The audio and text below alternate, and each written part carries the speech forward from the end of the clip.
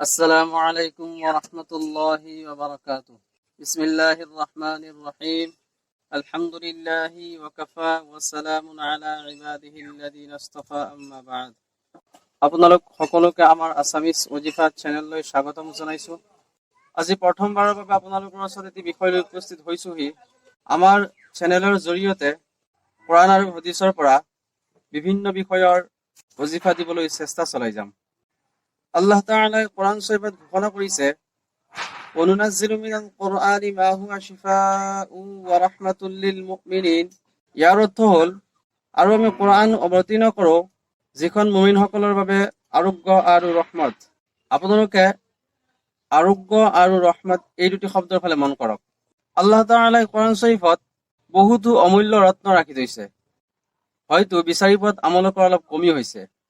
যেতিয়া এখন ঘৰত দুখ কষ্ট অশান্তিৰ সৃষ্টি হয়, সেই সময়ত চিকিৎসাৰ লগতে দোৱা দৰুদ উপাসনা কৰা জৰুৰী হয়। তেনেহলে বলক দেৰি নকৰি আজিৰ বিষয়টোলৈ আগবাঢ়ো। আজিৰ বিষয়টো হৈছে স্বামী স্ত্ৰীৰ মনোমালিন্য দূৰ কৰি এখন সুখৰ সংসাৰ গঢ়ি তোলাৰ এটি উপায়।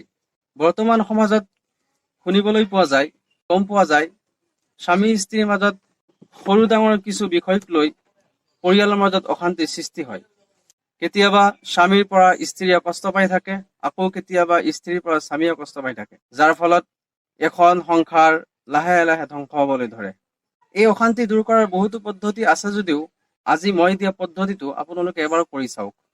পাৰিলে আমাল লিখি ল'বৰ কাৰণে চেষ্টা কৰিব। আল্লাহৰ সিফতি নাম ইয়া ৱাদুদু 1000 বাৰ পঢ়ি 100 গ্ৰাম চেনিত ফুক দিব। যিজনৰ পৰা আপুনি কষ্ট পাই আছে তেওঁক প্ৰতিদিন অলপ অলপকৈ খুৱাব। আপুনি প্ৰতিদিনেই 1000 বাৰ ইয়া ৱাদুদু পঢ়ি চেনিত ফুক দিব।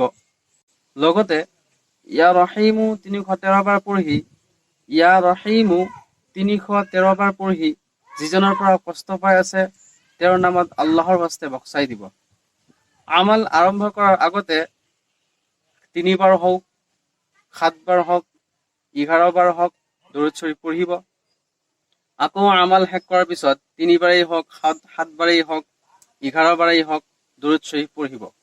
এনেকৈ 1 পৰা 7 দিন, নহলে 21 দিন, নহলে 41 দিন এই আমলটি কৰিব। ইনশাআল্লাহ আল্লাহে আপোনালোকৰ তামাম অশান্তি দূৰ কৰি শান্তি ঘূৰাই দিব। আজিলৈ ইমানে।